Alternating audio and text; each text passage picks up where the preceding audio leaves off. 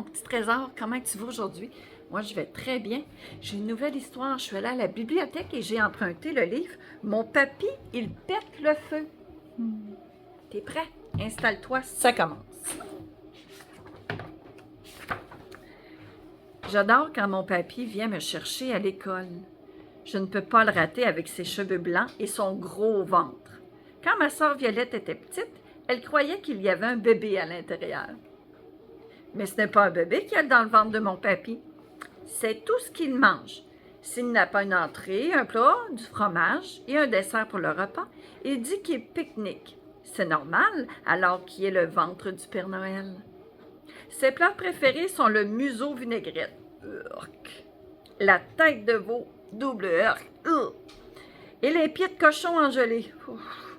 Il paraît que je vais aimer ça quand je serai grand. Quand il vient me chercher à l'école, c'est qu'il a quelque chose à me montrer dans son garage atelier. J'adore son atelier. Mamie dit toujours qu'il est en désordre, mais c'est faux, chaque chose a sa place. Mon papy est un grand bricoleur. Il déteste jeter quand c'est cassé. Il veut toujours tout réparer. Pour cela, il lui faut les bons outils.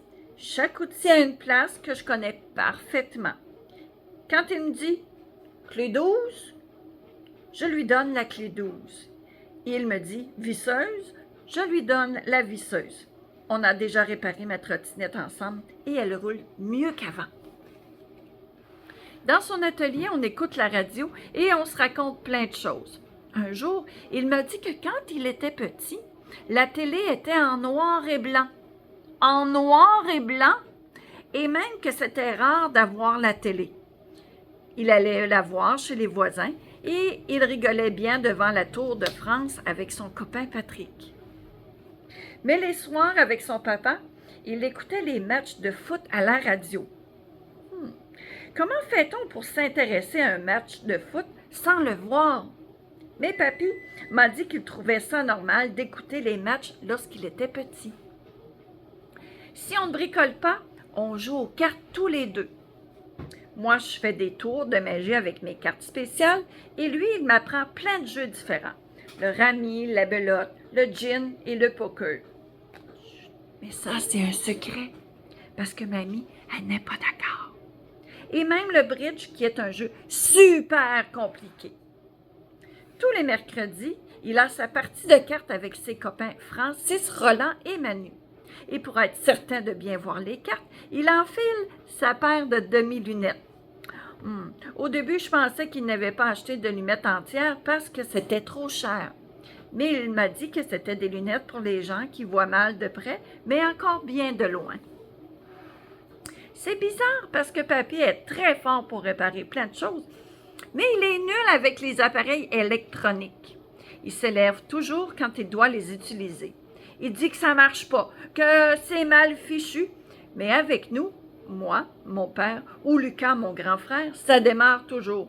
Alors, il s'énerve encore plus. Quand je dors chez mes grands-parents, le vendredi, on regarde la télévision et papy s'endort. Il se ferme les yeux, la tête penche par en avant et commence à ronfler. Puis, à chaque fois, il fait un gros prout qui le réveille. Alors, il dit « Oh, je crois qu'on a sonné. » Mais on n'a pas sonné.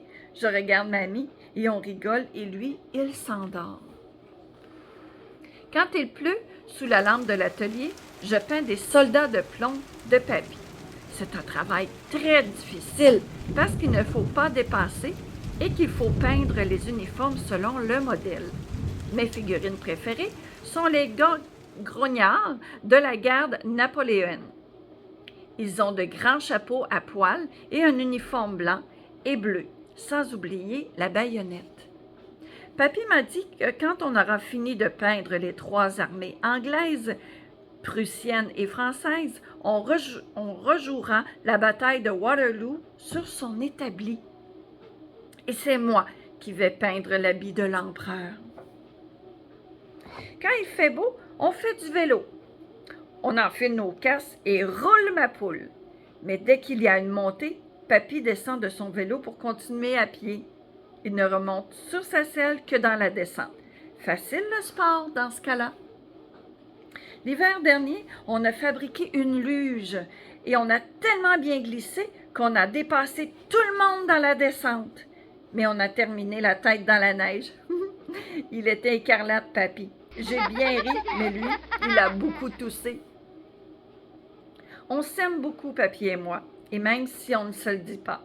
On est des timides, mais quand on lit une histoire ensemble, je prends son gros ventre pour un coussin moelleux et je suis formidablement bien.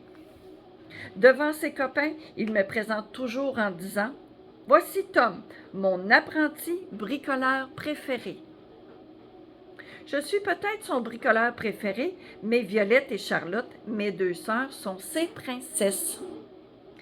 Elle le regarde sur le côté avec des yeux de petit chaton mignon en lui disant « Papy, tu serais le meilleur des papys si je peux faire ça ou ça. » Et il dit toujours oui. Une autre personne qui le fait beaucoup rire parce qu'il la trouve fofolle, c'est ma grand-mère, Minouche, la maman de maman. Il lui dit qu'elle apparaît plus jeune que sa fille avec sa robe rouge à volant et Minouche rigole bien. Puis, mamie arrive et il arrête de rigoler. J'espère qu'il ne s'ennuie pas sans moi. Moi, je sais que je m'ennuierais si je devais rester tous les jours à la maison avec mes parents. Papy, lui, il reste tous les jours à sa maison avec sa mamie. Ils se connaissent depuis longtemps et ils se disputent souvent pour des bêtises. À table, quand papy raconte une blague, mamie dit « tu l'as déjà raconté 100 fois. » Ou « non, pas devant les enfants » en lui faisant des gros yeux. Il lui répond « oh, c'est pas une petite blague qui va faire du mal, hein les enfants? » Et nous, on répond toujours « non, raconte ta blague, papy. » Et elles sont drôles, ces blagues, même si je ne les comprends pas toujours. Cet été, papy et moi, on va fabriquer une fusée et on mettra un mot pour les Martiens. Mais on ne mettra pas notre adresse au cas où les Martiens ne seraient pas gentils. L'important, c'est que la fusée décolle. Et elle décollera parce que mon papy et moi, ensemble, on pète le feu. Et sur la fusée, c'est écrit « Cette fusée a été construite par Jean-Pierre et Tom, bricoleurs de grand-père en petit-fils. » Il est chanceux, Tom, d'avoir son grand-papa hein, qui bricole avec lui. J'espère que tu as aimé l'histoire.